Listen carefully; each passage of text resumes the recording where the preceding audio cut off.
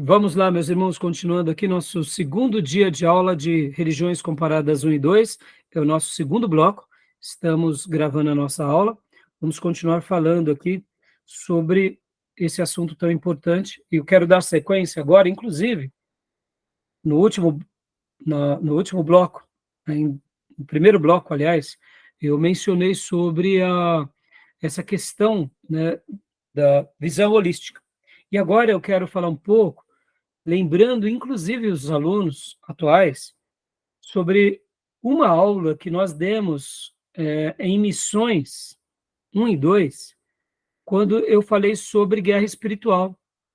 Vocês que tiveram comigo aquele módulo de Missões 1 e 2, em uma das aulas eu falei sobre guerra espiritual, que eu, inclusive, utilizei o material do professor Valdeir Contaifer. E naquele material, ele passou para nós algo muito interessante. Só queria fazer uma abordagem rápida para elucidar o que a gente vai trabalhar agora, porque estamos falando sobre essa questão de enxergar de forma holística as religiões, entendendo um pouco as religiões do Oriente, do Ocidente, a complexidade, o desdobramento, essa questão da guerra espiritual que existe. E nessa aula, o professor Valdeir Contaifer, que é pastor também, eu tive essa aula com ele no seminário STBnet, no curso de mestrado. Ele falou sobre a apologética cristã e a espiritualidade. Então, foi muito interessante, porque ele veio trabalhando tudo isso, e na nossa aula de missões, nós trabalhamos um pouco sobre essa questão, e eu queria só mostrar a capa aqui para vocês agora. Eu quero compartilhar para vocês. Olha só. Depois dê uma olhada na aula de missões, quando eu falo sobre guerra espiritual, tá bom? Então, no curso, nós aprendemos sobre essa questão, o porquê da apologética, o ser espiritual, a abordagem ao mundo espiritual, a tentação mais antiga, o espiritualismo, conclusões e continuidade do tema. Bom, eu só quero fazer uma citação agora do professor Valdeir, e eu quero até compartilhar aqui com vocês essa frase, que eu acho que vai ser bem legal. Olha só. Enquanto nós estávamos tendo aula com o professor, ele citou uma frase que eu nunca mais me esqueci. Enquanto ele nos ensinava, ele disse o seguinte, ele disse assim, olha só.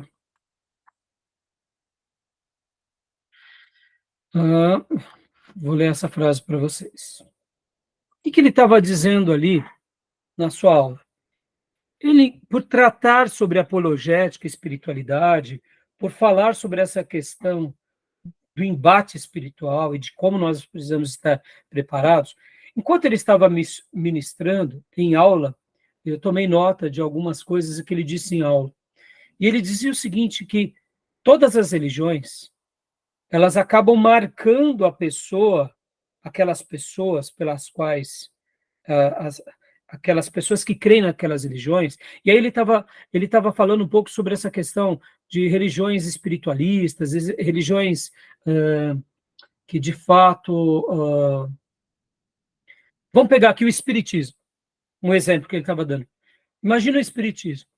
Os espíritas, eles não recebem eles não recebem dentro das suas práticas os outros espíritos, eles não recebem aqueles espíritos que para nós não são espíritos de luz, para nós sabemos o que são, na nossa visão bíblica, nada mais é, nada menos é do que, de fato, espíritos enganadores, espíritos malignos, que se transformam em anjo de luz para enganar aquelas almas. Então ele dizia o seguinte, que nós, seres humanos, quando nos inclinamos a uma religião e aceitamos um espírito, aquele espírito vai perpetuar o nosso corpo e vai marcar a nossa vida e vai marcar o nosso caráter. Eu achei aquilo fantástico, irmãos, porque, de uma forma direta ou indireta, o professor ele estava ali nos dizendo o seguinte, que o espírito pelo qual nós recebemos, ele marca o nosso caráter. Isso é muito forte. Eu achei fantástica essa ideia dele. Vamos lá. Se eu sou uma pessoa que recebo um certo espírito, aquele espírito vai marcar o meu caráter, marca a minha personalidade, marca o meu entendimento, marca a minha psique e marca o meu caráter. Eu produzo a partir daquele espírito. E quando a gente está estudando sobre essas religiões, essa verdade ela se perpetua em qualquer religião. No judaísmo, as tradições dos homens, eles acreditam tanto naquelas tradições dos homens que marcam o caráter deles. Podem ver que eles condenaram Jesus. Olha que interessante. Vamos pegar aqui, por exemplo, agora a questão do budismo, do hinduísmo. O espírito pelo qual eles recebem marca o caráter deles. Vamos pegar o Islã. O espírito pelo qual eles recebem marca o caráter deles. É claro que dentro do Islã, dentro dos muçulmanos, tem a ala mais conservadora, que são os mais moderados, e uma ala menor, que são os mais radicais. E podem ver que o comportamento deles tem a ver com esses espíritos que eles obedecem e creem. Interessante essa ideia, irmãos. Então, o cristão verdadeiro, o cristão genuíno, ele recebe o Espírito de Cristo, logo ele frutifica o quê? O fruto do Espírito. Se eu digo que eu sou um cristão genuíno, mas o fruto que eu dou é um fruto de pecado, logo, eu só digo que sou cristão, mas o Espírito que me alimenta é outro Espírito. É interessante isso. Então, eu quis deixar aqui essa síntese, porque isso particularmente marcou muito a minha vida, né? E eu até escrevi aqui na nossa apostila que aprendi algo com o meu professor no curso de mestrado. Ele dizia algo parecido a isso, nunca mais me esquecerei, e concordo com ele em gênero, número e grau, que todo espírito que recebemos, ou possuímos, ou servimos, molda as nossas vidas, nosso comportamento, nosso caráter e tudo que fazemos. E aí, aqui eu peguei até as frases ditas em aula, né? Que ele falava o seguinte: a confração foi uma teologia que Lutero defende. Sua tese é: o que Deus cria, o inimigo copia, e dessa forma realiza uma contrafação. O que o espírito tem como característica pessoal, ele passa essas características para a pessoa que a possui. Alguém que recebe o Espírito Santo de Deus recebe as suas características e também o seu caráter. Alguém que recebe um espírito maligno recebe as suas características também. Então, olha só, eu achei muito interessante essa ideia, porque, de fato, nós vemos isso na prática, irmãos. Né? Então, fica aqui uma dica importante. Se quiser saber mais sobre essa parte, eu dediquei uma aula lá atrás, no curso de missões, quando eu falo sobre guerra espiritual, tá bom? Então, continuando aqui agora, vamos falar um pouco agora sobre a apostila do professor Paulo Pescador, e eu vou estar usando também os slides do professor Sidney, tá? Então, vamos lá. Vamos lá agora. Página 17 da apostila do professor Paulo Pescador. Vamos pegar aqui. Deixa eu só abrir aqui.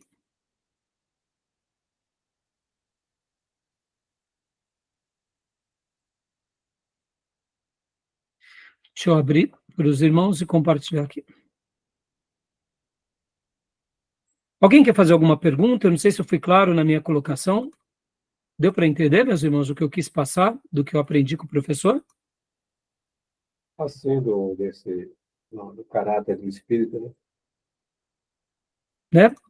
Me entendam, irmãos, eu não quero fazer um juízo de valor, né, e nem fazer aqui uma... Mas podem ver que isso acontece, inclusive, com muitos cristãos, né? Podem ver, quando um cristão diz que, de fato, ele é um cristão, mas ele não tem nada de cristão, ele acaba perpetuando aquilo que, de fato, sobra nele, né? Os irmãos conseguem compreender, me entenderam bem? Fui confuso? Deu para entender, pastor. Deu? Pastor, você concorda com o termo espírito de religião? Existe De mesmo? religião? Como É, assim? um espírito de religião torna a pessoa extremamente religiosa, assim. Eu creio que sim, Gil, porque está dentro dessa premissa que eu acabo de falar, Gil, entendeu? Na minha opinião, está dentro dessa premissa, né? Pode ver. Vamos assim, me permita aqui, deixa eu só parar de compartilhar aqui. Deixa eu pôr aqui, cancelo, parar de compartilhar. Ó, Gil, toda religião tem um lado espiritual. Tem uma força que a leva a agir como eles são. Quando na primeira aula eu falei sobre os ateus, eles podem fazer a negação do espiritual, mas podem ver que eles colocam o homem como Deus. É um culto ao homem, é um culto à razão. Então, eu acredito que essa ideia, mesmo que ela possa não ser talvez um conceito mais elaborado, dentro de toda religião há os seus espíritos que a conduz. Por isso que nós também devemos tomar cuidado, mesmo como protestantes, porque muitas vezes nós podemos estar cometendo o mesmo pecado que os judeus nos dias bíblicos. Ou quem sabe, o mesmo pecado que o povo de Deus praticava na monarquia, ou na época dos juízes. Servimos ao Deus de Israel, mas damos lugar a quem? Ao nosso ego. Ou seja, Deus, para nós, ele é crido, mas na prática a gente acredita em outras coisas que não é ele. Nós temos ele como, de fato, nosso Deus, mas, por outro lado, nós servimos a nós mesmos. É o dilema do povo dos juízes. Podem ver que cada um fazia o quê? Segundo o seu próprio coração. Qual é a denúncia do livro de Juízes? Que eles cultuavam a si mesmos, por isso que viviam aqueles ciclos. E depois na monarquia unida e na monarquia dividida, a mesma coisa. Podem ver que enquanto a obediência a Deus era plena e total, Deus os preservava. Mas depois que houve o pecado com Salomão e com os demais reis e profetas e sacerdotes, eles estavam servindo ao Deus vivo, mas com uma religião morta. Então é possível sermos da igreja do Deus vivo, mas vivendo um Deus morto, na sua essência mesmo. Ou seja, não diz nada. Nós seguimos uma religião de um Deus morto nesse sentido. Não que ele morreu na cruz, mas ele não diz nada no nosso dia a dia.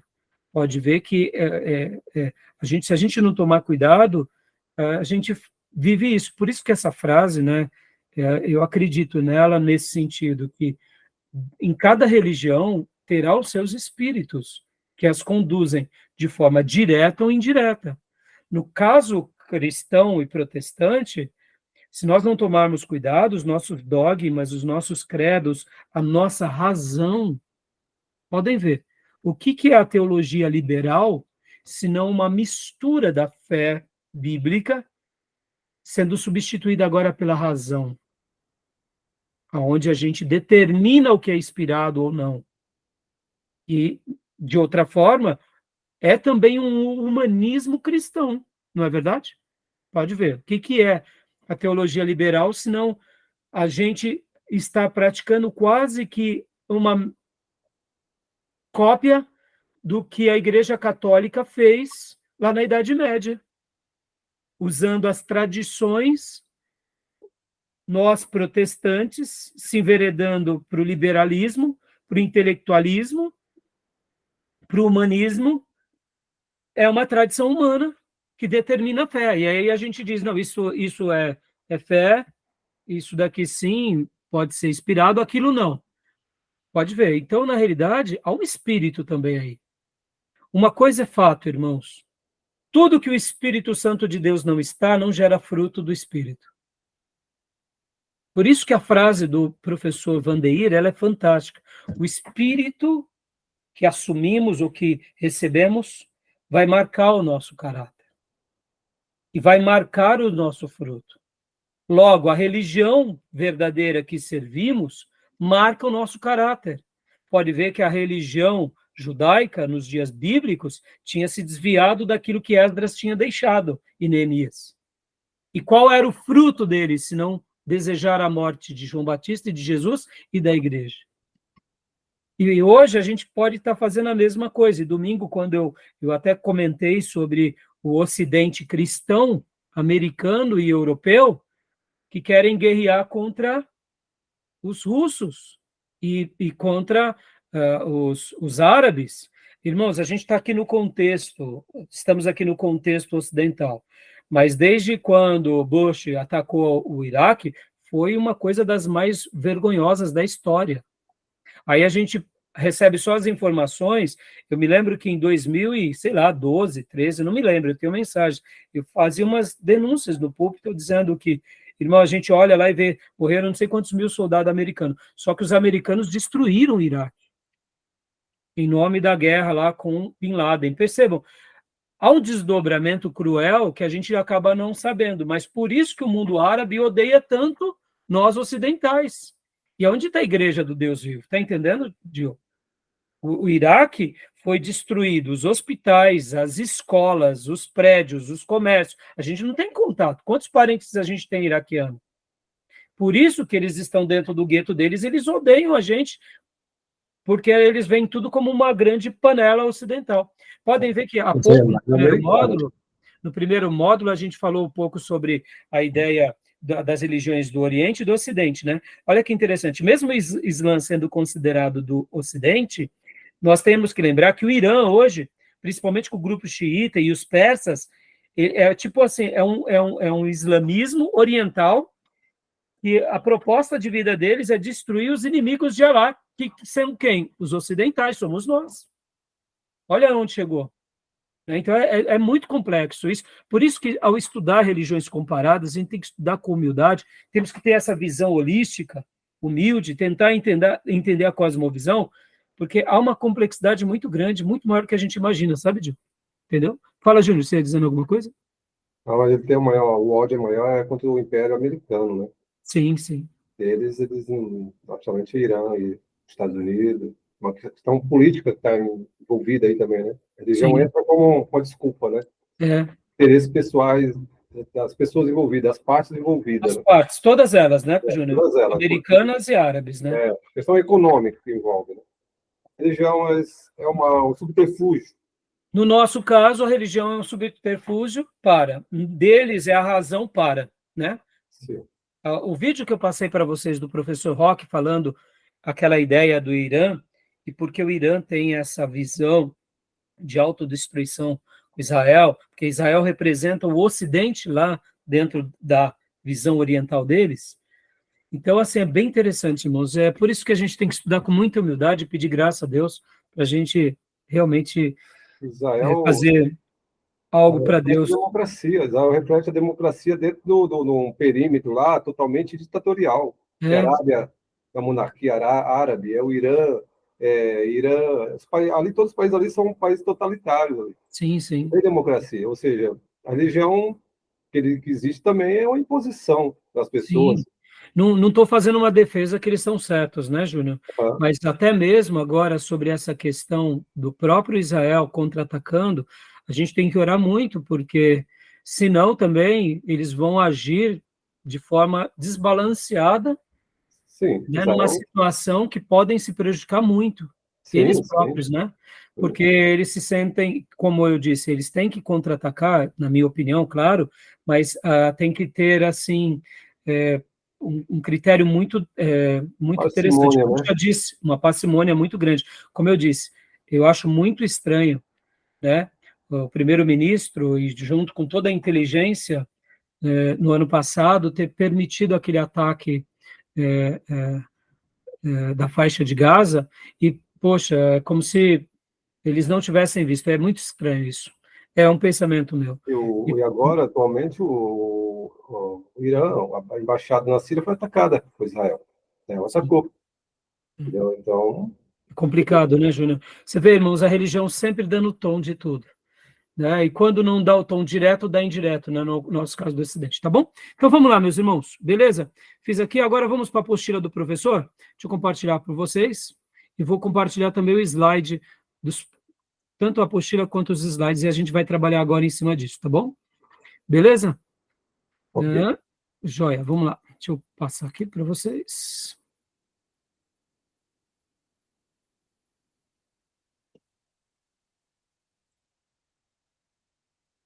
Vamos lá.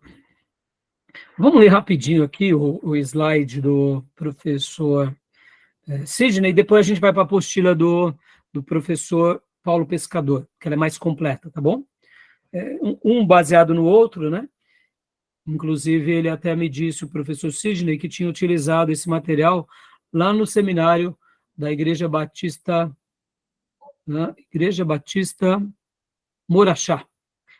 O STBnet foi também, vários professores foram convidados a dar aula lá, montar um núcleo lá.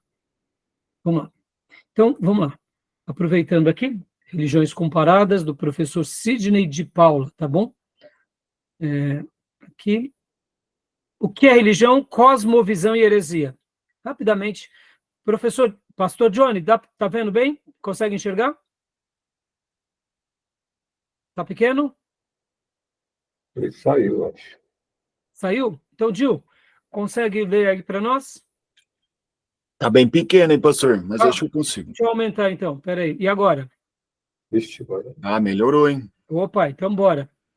Introdução. Leia para nós rapidamente, só para a gente poder fazer aqui uma breve introdução do que a gente vai tratar da apostila do professor Paulo Pescador.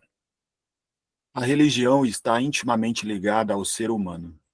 Toda vez que abordamos as narrativas das civilizações antigas, surge junto às suas religiões, seus deuses, suas práticas religiosas.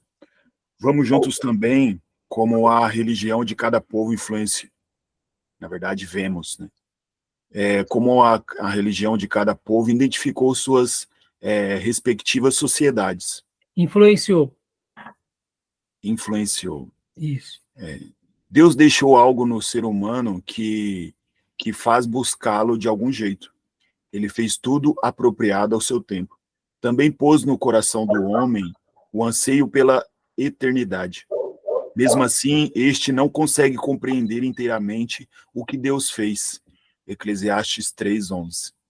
Lembra, Júnior, no primeiro dia de aula você perguntou, pastor, o ser humano é religioso na sua essência, né? Não tem como fugir disso, né? Aquele buraco que existe dentro, né? Aquele vazio, tá aí.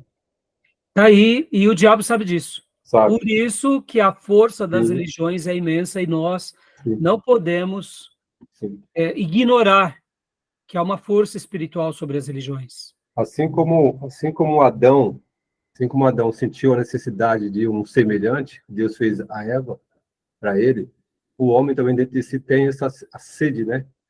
De buscar o eterno. Bem colocado, Júnior. Parabéns. É isso aí. Continua, Gil, por gentileza.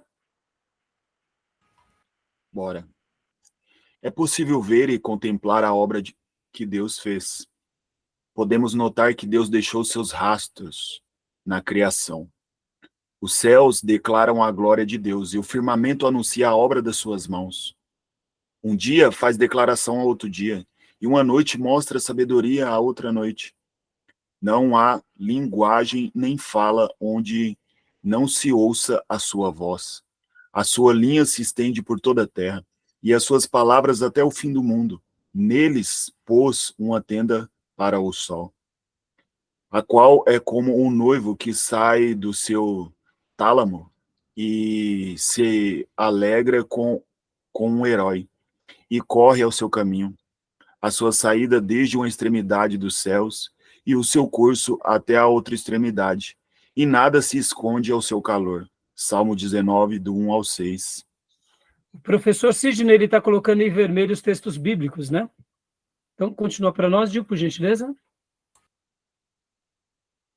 Por isso, Paulo fala aos romanos que todos são indesculpáveis, pois o que Deus pôde conhecer é manifesto entre eles, porque Deus lhes manifestou. Pois desde a criação do mundo, os atributos invisíveis de Deus, seu eterno poder e a sua natureza divina, têm sido vistos claramente, sendo compreendidos por meio das coisas criadas, de forma que tais homens são indesculpáveis, Romanos 1, 19 ao 20. Pode prosseguir, filho? Depois da queda do homem, essa busca por Deus se distorceu. O pecado muitas vezes atrapalha o homem a contemplar Deus. O pecado nos separa de Deus. Mas as suas maldades separam vocês do seu Deus. Os seus pecados esconderam de vocês o rosto dele. E por isso ele não vos ouvirá. Isaías 59, 2. Pode continuar. Por essa carência e necessidade, Deus se revelou de forma mais especial. Essa revelação específica nós chamamos hoje de Bíblia. Ela nos revela a Jesus Cristo, que nos resgatou. Por causa de Cristo, temos novamente acesso a Deus. As formas de expressões humanas em busca de um ser supremo faz parte do estudo chamado Ciências da Religião. Estudaremos uma de suas principais divisões, a disciplina de religiões comparadas. E aqui o professor Sidney, ele faz um breve comentário, né? Para melhor fluir o estudo, teremos de ver outras cosmovisões. Estou lendo esse slide dele porque eu achei muito oportuno a síntese que ele fez, mas principalmente por causa que o professor Paulo e o professor Sidney vão trabalhar agora dentro da cosmovisões. Assim como há pouco falávamos sobre as religiões orientais e ocidentais e tudo em que elas implicavam com relação a como eles enxergam Deus, o ser humano, a salvação, a ética e etc. e tal, são maneiras de ver, ou seja, são cosmovisões, né? Precisamos guardar um pouco nossos pressupostos, ou seja, a gente, geralmente, por cremos em algo, nós já temos certeza de que aquilo que cremos é o certo. Mas agora a proposta é, não vamos colocar isso como fator, eu sei que isso já é um fator determinante para nós, a nossa fé é verdadeira, mas vamos tentar enxergar o que eles veem, como eles enxergam, por que enxergam. Ou seja, Cristo continua, por favor, né, dando essa ideia, não, Jesus e o cristianismo são a verdade, mas vamos tentar enxergar o que eles veem, porque só assim a gente vai compreender um pouco. Então, agora, Maísa, leia para nós aqui os ismos, por gentileza, que são esses sufismos, sufixo, né, por gentileza. Superlativos, né, Júnior, como você mencionou? Sufixo. Pode ler. Ismo. Um sufixo que forma nomes que designam tanto o conceito de origem geral do cotidiano. Exemplo, alcoolismo, modismo, pessimismo, etc. Pode designar princípios artísticos, classismo, filosófico, epicurismo, kantismo, político, capitalismo, socialismo ou religioso, cristianismo, islamismo. Ou seja, esse sufixo está conosco o tempo todo, né? Superlativo. Hã? Superlativo, que está tudo no ismo, né? No exagerado. Isso aí, obrigado.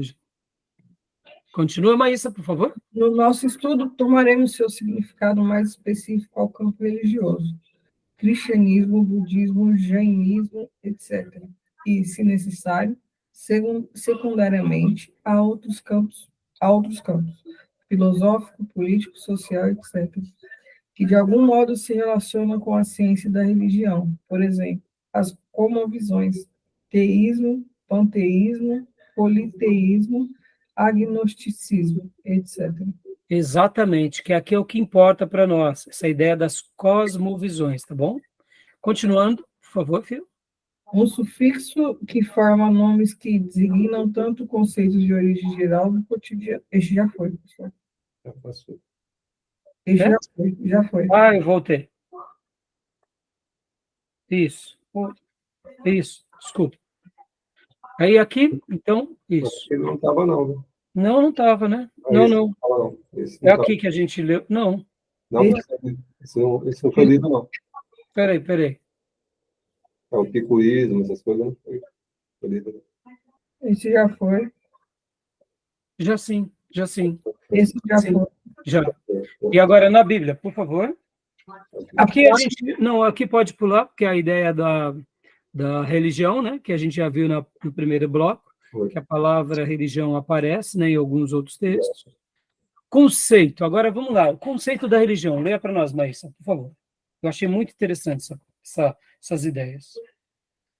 O problema da definição é que cada religião tem uma cosmovisão. Percebe, irmãos? Olha que interessante. Quando a gente está falando de religião, e aqui por isso que o professor Sidney ele falou para a gente tentar não ficar agora com os nossos pressupostos. Porque se a gente tem o pressuposto que tudo é do diabo, e de fato é mesmo, mas a gente tem que procurar entender como eles enxergam, porque se eles estão cegos para aquilo que nós enxergamos, como que eles vão conseguir entender se nem a gente consegue entender a cabeça deles? E entender a cabeça deles facilita um pouco na nossa comunicação a eles. Porque dizer que tudo é do diabo acaba sendo muito simplório. E na cabeça de muitos religiosos, vocês vão de convir comigo, que a religião, de uma forma geral, ela sempre vai defender coisas boas. A gente não pode achar que as religiões ensinam coisas ruins, porque isso seria uma ignorância da nossa parte. A maioria das religiões, elas tentam melhorar a vida dos seres humanos, as suas famílias, as suas vidas. Ou seja, na cabeça de uma pessoa religiosa, quando chegamos com o discurso é do diabo, é muito agressivo da nossa parte. E, de fato, é mesmo. Então, quando a gente tenta entender como que eles enxergam a religião no contexto deles, o que é religião para eles? Porque a gente precisa ter essa compreensão. Mesmo que a gente tenha ousadia na hora de pregar, é importante que a gente tenha uma comunicação clara, porque eu quero acreditar que Jesus e os apóstolos e os profetas, eles tinham esse equilíbrio. Por isso que a Bíblia ela é maravilhosa e ela acaba sendo quase que um livro considerado em quase todas as religiões. Mesmo naquelas religiões que não a estimam, como no caso é o budismo, Jesus ele é muito bem visto. Ou no Islã, Jesus é visto como um profeta. Por quê? Porque a maneira em que Deus deixou o texto sagrado é uma maneira muito magnífica, que ela acaba tendo a sua utilidade em qualquer religião. Então é importante a gente sair dos pressupostos, ter uma visão maior, ou seja, uma cosmovisão, para a gente poder até edificar a igreja de forma mais inteligente, porque o simplismo tem hora que também nos atrapalha, tá bom? Então, o problema da definição da religião é que cada um tem essa questão da religião, tem uma cosmovisão, ou seja, cada pessoa enxerga a religião de uma forma, né? Pode continuar para nós, mas... Opa, o que eu fiz aqui? E agora, o que eu fiz? Só um minuto. Aí, pode ler, mais. Buscar uma definição que sirva para todas as religiões é partir da teoria de que todas elas podem ser comparadas. Na prática, isso não acontece. Por isso, usaremos uma definição mais genérica, considerando alguma semelhança entre elas. Uma tradução dos eruditos de Oxford pelo pastor Paulo Sérgio Batista conceitua assim: a religião é constituída por um conjunto de crenças, ações e experiências, tanto pessoais e coletivas, organizadas em torno do conceito de uma realidade última que inspira a adoração ou total devoção. Essa realidade última pode ser compreendida como uma unidade ou pluralidade, pessoal ou impessoal, divino ou não, diferindo de religião para religião. Eu achei muito interessante essa fala do pastor Paulo Sérgio Batista, tá bom? Bom, origem da natureza religiosa. Continua para nós, Cília. Deus se revelou ao homem de várias maneiras, todas as pessoas de todas as épocas, em todos os lugares, por meio do universo físico, da história e da natureza humana. Na natureza já vimos o Salmo 119 e Romanos 1. No ser humano, Deus deixou um código moral. Também temos a consciência do certo e errado. Segundo Erickson, Deus também se revela por meio da constituição do homem. Isso se percebe não só por meio da sua constituição física e mental, mas principalmente por meio de suas características morais e espirituais. assim como sua capacidade de julgamento. Também se percebe por meio da natureza religiosa do homem, mediante a qual há uma percepção interna do conhecimento de Deus. Nesse ponto, irmãos, eu gosto muito daquele filme A Cruzada. Vocês assistiram? Conta a história de um ferreiro. Quem assistiu aquele filme? Há muito tempo atrás, pastor, eu nem lembro tanto assim, mas eu assisti. Puxa vida, aquele filme para mim é um clássico, é uma delícia. Porque aquele ferreiro ele acaba fazendo parte do exército cristão e o rei que ali comandava, né, toda Jerusalém, que era leproso, via nele que ele era uma pessoa diferente. Em certa ocasião naquele filme, logo ali, enquanto eles estão para enfrentar o exército de Saladino, o rei faz alguns pedidos ao aquele ferreiro. E ele diz para o rei: ó rei, o meu coração é teu, mas a minha alma me pertence. Dando essa ideia de: rei, eu entendo o que você está me falando, está me pedindo, mas eu sou uma pessoa que eu preciso seguir aquilo que eu tenho como verdade. E ali, no momento em que há a batalha entre ele e Saladino, os cristãos e os muçulmanos, há um desfecho maravilhoso ali naquele filme. É um filme cheio de significado, cheio de palavras, cheio de ideias, porque os cristãos, guerreando em nome de Deus, estavam cometendo atrocidade. Ao mesmo tempo, os muçulmanos querendo dominar Jerusalém, porque também para eles é a Terra Santa. E Saladino, num dado momento em que os dois conversam, eles pedem uma trégua, então os dois se aproximam e o ferreiro, que está sendo praticamente o general dos cristãos, diz: bom, Saladino, se você quiser continuar guerreando, a gente vai continuar guerreando, mas nós e vocês morreremos. E vamos fazer um termo? E aí ele propõe: a gente se rende, mas a gente parte com vida, e você assume Jerusalém. E ali Saladino concorda e há uma conclusão muito linda naquele filme, e é essas ideias dessa natureza religiosa, dessa consciência que está em nós, que ali acontece no final. Ele pergunta para Saladino: quanto vale Jerusalém? E aí Saladino vira as costas e começa a regressar ao seu exército e volta para ele e diz: Jerusalém não vale nada. E Saladino continua caminhando e olha agora para o seu exército e olha para ele novamente e fala: Jerusalém vale tudo. Então, assim, tem muitas ideias naquele filme, eu acho que vale a pena a gente assistir, porque é um filme muito interessante. É claro que é um filme hollywoodiano, né? Mas que demonstra esse lado religioso, e ali a gente vê que num simples ferreiro, que não era um homem religioso, ele tinha valores de humanidade muito elevados. Ali, naquele exato momento, Saladino, como muçulmano, ele vê em Jerusalém repleta de cristãos, que não valia nada, porque o que valia para ele se aquele povo não era o povo dele e o povo pelo qual ele poderia reinar? Mas, ao mesmo tempo, ele faz o termo, porque para ele o que mais importava era o seu exército. Então, no momento que ele olha para Jerusalém, não vale nada. Mas na hora que ele olha para os seus homens e para o seu povo, para os seus soldados, ele fala: vale tudo. E assim o filme conclui, né? Moral. Hã? Uma questão moral. Questão moral. Questão moral. E, irmãos, e ao estudar as religiões e a história da humanidade, a gente vai ver que muitas vezes o povo de Deus está longe da sua moralidade e outras religiões têm um princípio moral mais elevado. Isso aí é contraditório, mas é uma realidade. E nós devemos, sem o critério aqui agora da religião e os pressupostos, dar a mão à palmatória. Porque muitas vezes a gente está praticando novas cruzadas com as nossas ganâncias, né? Então, assim, estudar religião é muito interessante, a gente aprende bastante, né? E essas questões aqui de que o ser humano ele é de origem religiosa e a religião norteia as nossas tomadas de decisões, elas são muito interessantes. Há um livro que ele é muito estimado, já vou publicar ele para vocês, é A Morte da Razão.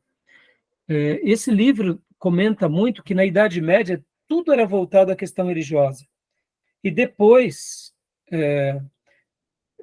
da Idade Média, há uma mudança na chave no que se diz respeito ao pensamento católico.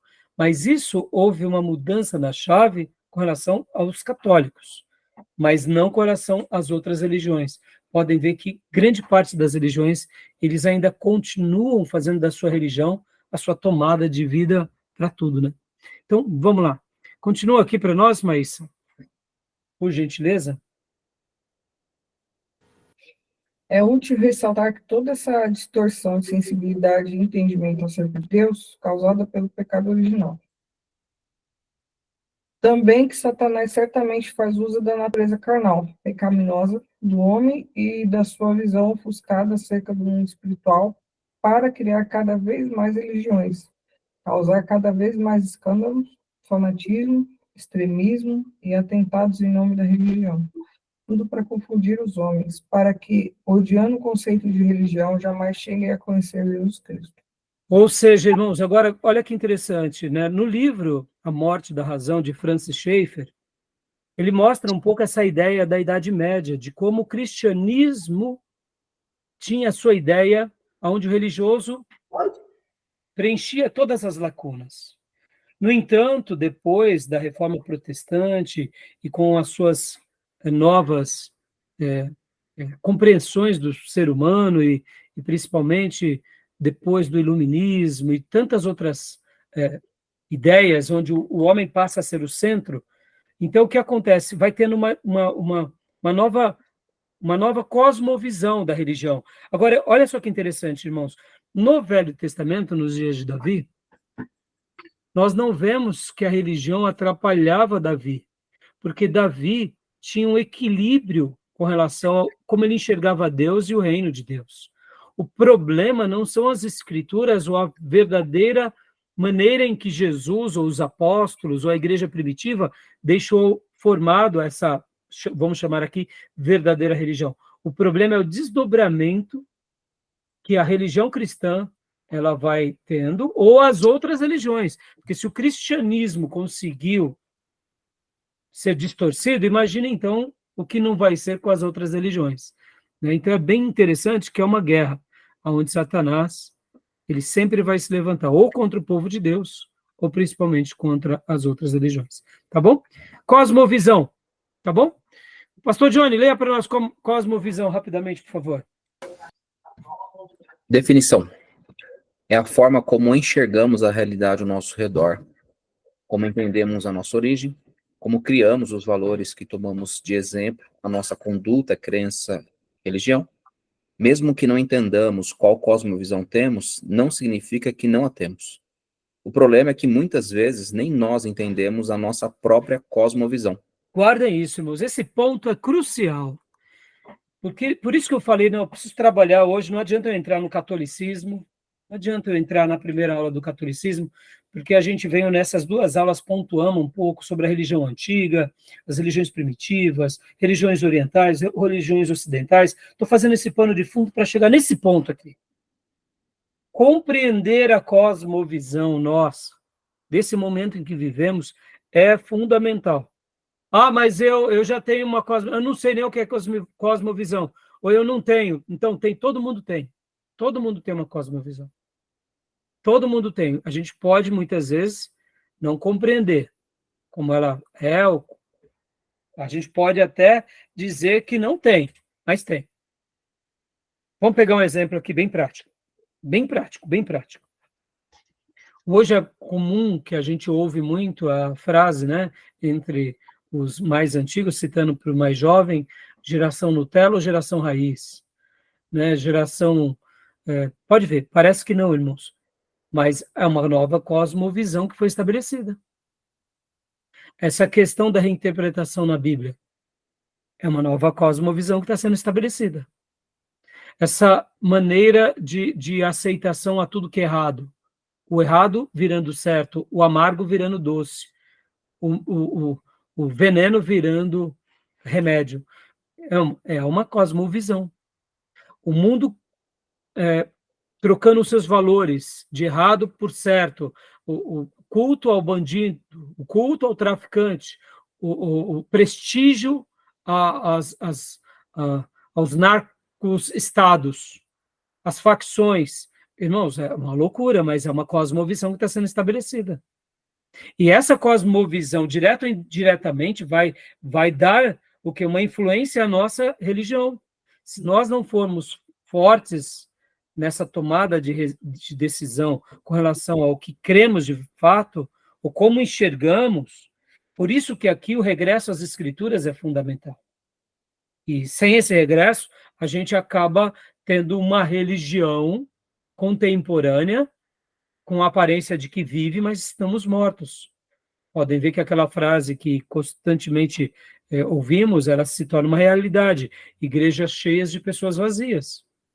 Né? Esses dias eu conversava com uma ovelha, falando sobre alguns pregadores midiáticos, e um filho dela, enquanto nós conversávamos ali, falando sobre alguns pregadores midiáticos, e aí ela falava assim, pois é, pastor, meu filho chegou para mim e falou, tá vendo, mãe, fulano de tal que está aí nas mídias, que é admirado demais, ele só fala para emoção. Ele não fala mais a verdade. Ele só fala atingindo o lado emocional. E que tudo vai dar certo na vida de todos aqueles que lá estão. Então, assim, é uma coisa muito perigosa, porque quando a gente entende a cosmovisão, ou pelo menos a gente passa a estudar um pouco mais isso com critério, no contexto que a gente vive, a gente se assusta um pouco, porque isso daqui é muito significativo. Tá bom? Tudo bem até aí? Querem fazer alguma pergunta, alguma colocação, alguma dúvida? Né? Vamos lá. Então, continuando, pastor, vamos lá. Continua para nós, por favor. Pois não. Cosmovisão não é algo que só os filósofos têm. Algo que precisa de um QI alto para fazer. Até a mais humilde pessoa tem uma cosmovisão. Até as pessoas comuns têm um conjunto de crenças sobre como a realidade funciona e como deveriam viver. Todos buscamos dar sentido à vida. Até as opiniões que damos são baseadas em princípios que temos. Ou seja, isso faz parte da nossa vida e a gente não pode desprezar. E não é porque muitas pessoas não estão numa faculdade que elas não têm uma opinião própria e elas não têm uma cosmovisão. E é muito interessante, irmãos, podem ver, né, eu vou fazer esse ano 53 anos. Irmãos, em 50 anos mudou coisas demais. Eu me lembro da minha infância de pessoas que eram totalmente contra as drogas e hoje são totalmente favoráveis às drogas. Eu me lembro de famílias que eram totalmente centradas e famílias que tinham um critério entre o certo e o errado, o que pode, o que não pode. Hoje, essas famílias foram totalmente pulverizadas. E é assustador quando a gente olha que em uma geração, praticamente, ou em duas, vamos dizer, né, 50 e poucos anos, a gente entende que uma geração tem por volta entre 20 e 30 anos, em 2 gerações mudou muito. Então, como a influência social ela é determinante, como a religião ela é determinante, como a cultura é determinante, e essa ideia de cosmovisão é determinante. Eu me lembro quando eu era novo convertido, que ouvíamos a questão da influência gay, que ela atingia a Europa e parte dos Estados Unidos, e hoje a gente vê o Brasil aqui, e a militância GL, e aí vai, influenciando as igrejas hoje. É assustador isso. Então, essa ideia da cosmovisão, ela é fundamental, né? Continua para nós, pastor. O que é cosmovisão? A origem do termo cosmos tem um sentido primário, universo, mundo, soma das coisas criadas. Cosmovisão, como usamos hoje em dia, é a tradução da palavra alemã. É brincadeira, né? Aí é brincadeira, eu confesso, pastor. Significa... Não precisa falar, não. Obrigado. Significa modo de olhar o mundo. Ou seja, a palavra direta e imediata de cosmovisão é isso. Como enxergamos o mundo, como vemos o mundo. É a maneira em que vemos, ou a maneira em que não vemos. Estamos inseridos no mundo materialista, consumista, capitalista, aliás, capitalista. Precisar de convir comigo que o capitalismo é melhor que o socialismo, mas o capitalismo é terrível. E a gente vive uma civilização, uma um mundo capitalista, dentro do capitalismo. E a gente tem que tomar muito cuidado com relação a isso, né? Pode ver que as igrejas se tornaram totalmente capitalistas, na maneira em que elas trabalham com dinheiro ou a sede pela ganância. Não deixa de ter, mesmo que em nome de Deus, ou do Deus cristãos, e da prosperidade bíblica, um princípio totalmente demoníaco e mundano, porque é uma maneira de enxergar o mundo. O que importa é o que eu conquisto, né? Mesmo que eu saquei qualquer um que esteja próximo de nós, né? Continua, pastor, por favor. O último. Tem um sentido de concepção do mundo. Ou seja, é o modo de olhar o mundo ou a concepção do mundo, né? Tudo bem? Alguma pergunta, alguma dúvida? Querem fazer algum comentário, irmãos, sobre essa questão, esse termo? Nenhuma dúvida? Porque esse é o momento. Aí ficou bem claro, então, o que era. Ficou, Gil? Porque a gente fala assim, É o modo de enxergar o mundo, né? É o modo de enxergar, né? Por isso eu digo que nós, mesmo como religiosos, não podemos ter uma mensagem simplista, irmãos, quando a gente trata das demais religiões. Porque vamos partir do pressuposto que, como dizem alguns sociólogos, né, que a religião ela tem a sua utilidade de criar um mundo melhor. Então, quando a gente olha as religiões, e a gente olha o catolicismo, o próprio Islã, o próprio judaísmo, ou as religiões budistas, eles não estão dedicando a vida deles para pior. Eles estão querendo construir o melhor. E no momento que a gente nota, assim, de forma bíblica, que ali são engodos das trevas, que ao longo dos séculos o inimigo, de uma forma ou de outra, usando pessoas ou contextos ou culturas, se levantou para afastá-los de Deus, dizer que tudo é do diabo é muito simplista. E se a gente não entender como eles enxergam o mundo e tentar entender a partir deles, a nossa mensagem vai ficar muito truncada. E aí a gente tem que compreender essa relação com bastante critério, com bastante amor e com bastante ternura. Essa ideia de termos uma cosmovisão, ela é fundamental para que a gente possa ter uma mensagem, eu diria, com mais profundidade, com mais ternura, com mais autoridade, e não somente uma mensagem, mas um comportamento, né, que realmente faça diferença, né? Tá bom? Eu sei que esse termo ele é muito usado nas universidades, principalmente universidades que trabalham na questão de filosofia, ou questões políticas ou sociológicas. Essa ideia da cosmovisão é muito mais trabalhada, né? Na teologia, a gente vai trabalhar um pouco aqui em religiões comparadas, vamos trabalhar um pouco também em ética, e vamos trabalhar um pouco também, né, nas matérias mais voltadas à psicologia e filosofia. Mas não é um termo tão usual, né, no dia a dia, tá bom? Beleza? Mais alguma pergunta, alguma dúvida? A pronúncia ali é Vetanchal. Ah, é? Obrigado. Opa, gostei. Buscou, né, pastor? Aí no... Isso aí. Eu também não me atrevi porque complicou aqui, né? Um pouquinho. Eu confesso. Tipos de cosmovisão, leia para nós, pastor, por favor. Veremos alguns tipos. Elas interpretam a realidade e as formas de crenças que os seres humanos possuem. Aí aqui a gente vai entrar um pouco, né, nos debates das cosmovisões. O teísmo. Vamos ver o que diz o teísmo. Um Deus infinito e pessoal criou o universo. Ele age milagrosamente de tempos em tempos. É transcendente e imanente. Base do judaísmo, o islamismo e o cristianismo. Ou seja, dentro do teísmo nós nos encontramos. Tá bom? Que é um Deus infinito e pessoal que cria o universo, o cosmos. Então, ele atua, ele é transcendente, porque ele está além de nós, mas ele é imanente, ele também se identifica, ele se revela. E a base das 3 religiões monoteístas. É importante a gente conhecer um pouco sobre isso, porque quando nós estamos estudando sobre as religiões, todas elas terão as suas cosmovisões, visões. E aí, vamos ver agora a próxima. Tudo bem até aí, então, o teísmo? Tranquilo? Ok. Teísmo vem de tel, né? E o sufixo ismo, como a gente aprendeu. Agora, o ateísmo. Ateísmo. Por favor, pastor. Nega a existência de Deus, alegam que não existe um ser que transcenda a matéria. O universo físico é a única realidade existente e é autônoma, não existe divindade. Principais são Karl Marx, Nietzsche, Nietzsche. Aí, Nietzsche, no no caso, caso, é né? Nietzsche. Alemão também. Jean-Paul Sartre.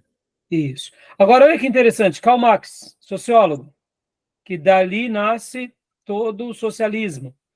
Ateísmo. Mas lembra que eu falei, meus irmãos, o ateísmo, mesmo sendo uma negação da existência de Deus, tem também como sua origem o quê? O homem como centro de tudo. Logo, o homem vira o culto das suas crenças. Eles negam a divindade, porque, de fato, a única coisa que existe é o físico e é a realidade existente, que é autônoma, mas não deixam de prestar culto ou de morrerem em prol das suas crenças. Ah, pastor, mas não é uma crença religiosa. Tá bom, é humanística, mas não deixa de ter uma influência tão grande quanto a influência religiosa. Agora, só para que vocês não fiquem, né, vamos dizer assim, com pastor, com uma dúvida, né? E essa questão do ateísmo, será que um dia o ateísmo vai ser maior do que a parte daqueles que creem? Descansem nisso, irmãos, porque o gênero humano ele é religioso em si, e a Bíblia fala que quanto mais perto do fim estamos, mais religiosos as pessoas são. Ou seja, a força religiosa sempre estará no gênero humano, e o ateísmo ele pode ter as suas vozes e seus profetas, mas eles não serão nunca a maioria, até porque mesmo com toda a razão, mais cedo ou mais tarde os homens se voltam para Deus, ou para outros deuses, ou para outras religiões. Ou seja, a religião sempre vai estar no âmago do ser humano. Eu me lembro que nos meus dias que eu fui para o seminário, eu entrei no seminário em 89, e vocês sabem que o Muro de Berlim e o comunismo cai ali no início dos anos 90, e o professor Paulo ele dizia que o ateísmo, o comunismo, eles tinham seus dias contados. Ou seja, o mundo ateu nunca existirá, na perspectiva bíblica e nas profecias bíblicas, tá bom? Isso é muito interessante.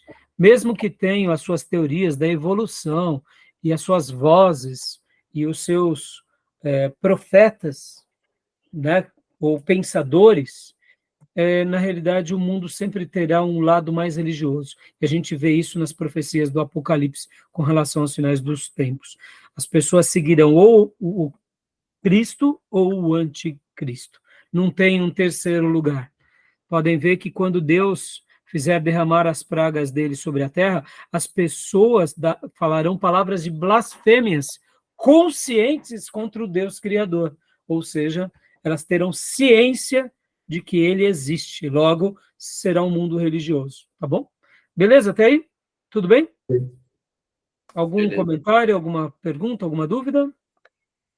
Eu concordo que, de fato, não teremos, acho que uma nação, um povo, um mundo ateísta. Mas acho que o que mais preocupa, na verdade, é a mistura, né? Daqueles que se intitulam cristãos ou crentes, mas misturados com o que o mundo tem de filosofia. Sim. E isso a gente sempre vai correr esse risco, né, pastor? Mesmo que a igreja seja, mesmo que o mundo seja, vamos dizer assim, religioso, é aí onde entram as setas malignas tentando deturpar essa verdadeira religião, para que os seres humanos sejam escravos, mesmo religiosos, né? Mundo dentro da igreja. Agora no período da Guerra Fria, olha que interessante, irmãos, havia uma dúvida, porque vocês vão de convir comigo, depois da década de 30, 40, 50, ali nos anos 60 e 70, parecia que o mundo tinha uma grande chance de se tornar socialista, comunista. E a impressão que dava é que realmente, uma hora, esse lado mais humanístico tomaria a frente. mas eu me lembro que alguns pastores e professores, eles pregavam isso e não era uma questão de profecia, eles simplesmente liam na Bíblia que nos finais dos tempos as pessoas seriam religiosas. E até mesmo para que o anticristo tome força, ele precisa ser aclamado como um líder político e um líder religioso, ou seja, não tem espaço para o ateísmo. Interessante, né? Agora, lembrando do que eu falei há pouco, pode não ter espaço, mas o humanismo dentro da igreja ganha força. A teologia liberal nada mais é do que a teocracia com o ateísmo. É uma mistura, né? E o mundanismo, o que que é? É um cristianismo mundano, ou seja, que vive os princípios desse mundo. Também uma negação da verdadeira doutrina. Tá bom, meus irmãos? Beleza? Mais algum comentário? Mais alguma dúvida? Alguém quer comentar? Não? Tranquilo? Então, vou parar aqui na nossa aula para a gente ir para o último bloco, tá bom? Deu horário. Tá bom, meus irmãos? Joia?